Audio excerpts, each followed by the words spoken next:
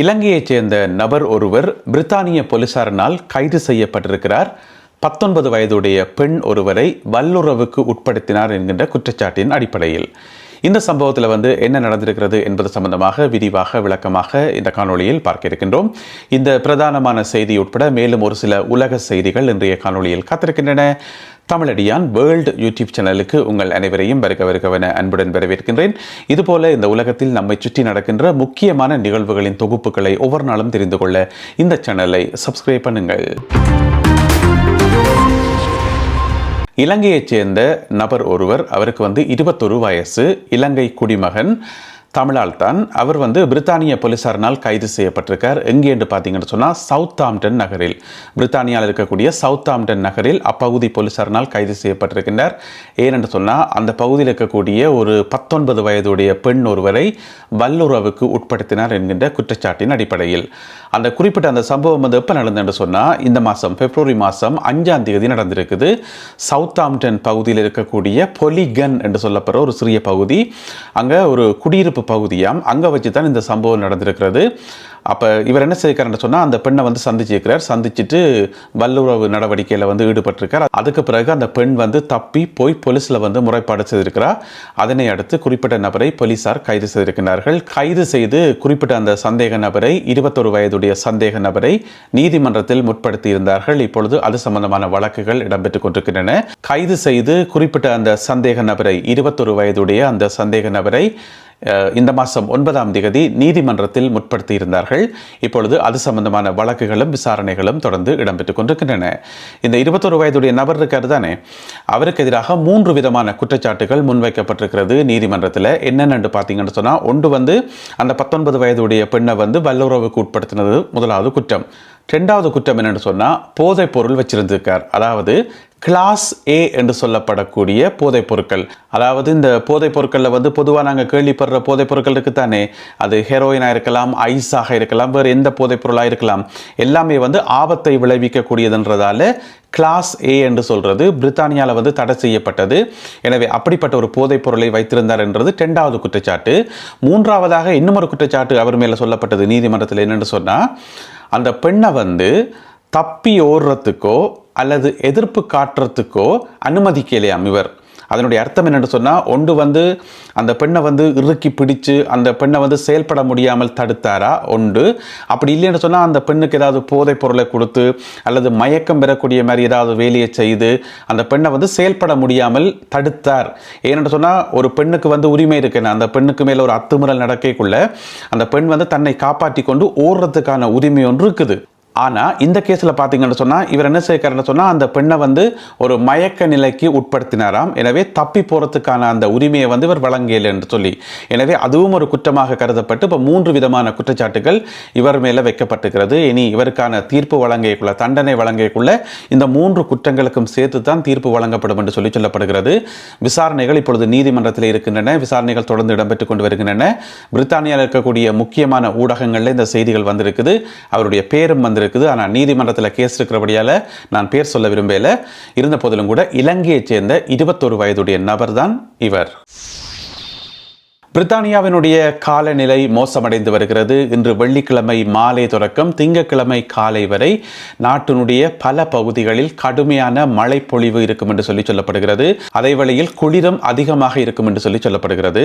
மிக முக்கியமாக ஸ்காட்லாந்து உட்பட சில பகுதிகளில் பார்த்தீங்கன்னு சொன்னால், அதாவது வடக்கு இங்கிலாந்து பகுதியில் பார்த்தீங்கன்னு சொன்னால் சிறிய அளவிலான பனிப்பொழிவும் இருக்கும் என்று சொல்லப்படுகிறது. அதாவது 10 சென்டிமீட்டர் வரையிலான பனிப்பொழிவும் இருக்கும் என்று சொல்லப்படுகிறது. எனவே அனைவரையும் அவதானமாக இருக்கும்படி காலநிலை அவதானிப்பு நிலையம் எச்சரிக்கை விடுத்திருக்கிறது.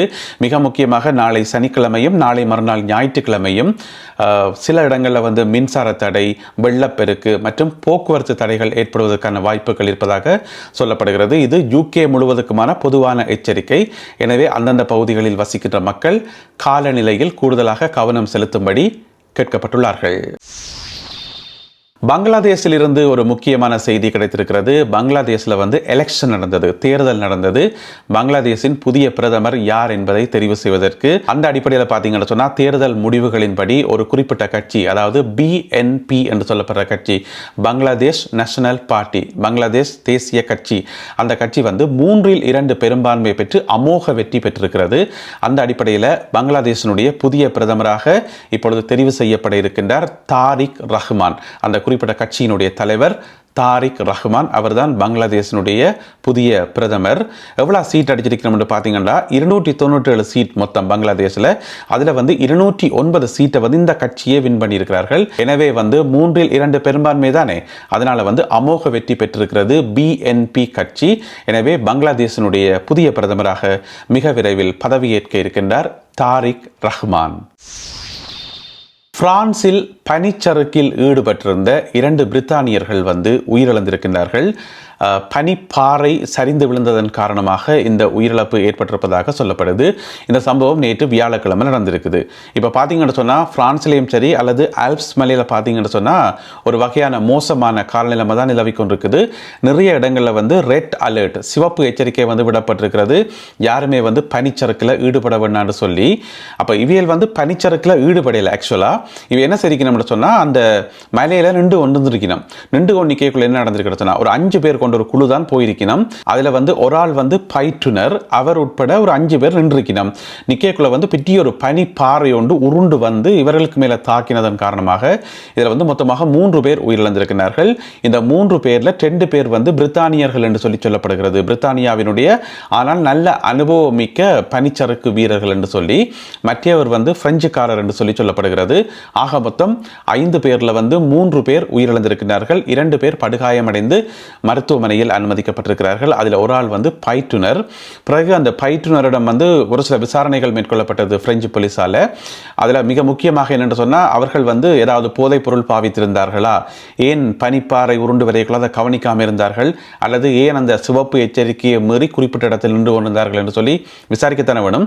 எனவே அது சம்பந்தமான விசாரணைகள் இப்போ மேற்கொள்ளப்பட்டது. ஆனால் அவர்கள் வந்து எந்த விதமான போதைப் பொருளையும் பாவிக்கல் என்று சொல்லி இப்பொழுது விசாரணைகளில் வந்து தெரிய வந்திருக்கிறது. எனவே இந்த 3 பேர் உயிரிழந்தது அப்பகுதியில் வந்து மிகுந்த துயரத்தை உருவாக்கி இருக்கிறது. பொதுவாக பார்த்தீங்கன்னு சொன்னால் சிவப்பு எச்சரிக்கை விடப்பட்டு, ஏன்னு சொன்னால் இப்போ அந்த பகுதியில் ஆல்ப்ஸ் பகுதியில் வந்து ஒரு புயல் ஒன்று வீசிக்கொண்டிருக்குது. அந்த புயலுக்கு ஒரு பேர் இருக்கு, என்னென்னு சொன்னால் நீல்ஸ் என்று சொல்லப்படுற ஒரு புயல், அதாவது ஸ்டோம் நீல்ஸ் என்று சொல்லப்படுற ஒரு புயல். அப்போ அந்த புயல் காரணமாக நிறைய இடங்களில் வந்து அந்த ரிசோர்ட் என்று சொல்லுவோம், அந்த பனிச்சறுக்கு மையங்கள் இருக்குத்தானே, அது எல்லாமே வந்து மூடப்பட்டு தான் இருக்காம். ஆனால் இவையில் எப்படி அதுக்குள்ளே போச்சு நம்மளுக்கு தெரியல.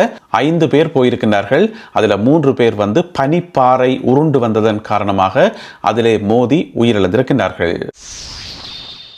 நல்லது அன்பான உறவுகளை, இத்துடன் இன்றைய செய்திகளும் தகவல்களும் நிறைவு பெறுகின்றன. இந்த காணொளியில் பகிர்ந்து கொள்ளப்பட்ட செய்திகள் தொடர்பான உங்களுடைய கருத்துக்களை மறக்காமல் கீழே எழுதுங்கள். இதுபோல உலக செய்திகளை ஒவ்வொரு நாளும் தெரிந்து கொள்ள இந்த சேனலை சப்ஸ்கிரைப் பண்ணுங்கள். மீண்டும் சந்திப்போம். நன்றி, வணக்கம்.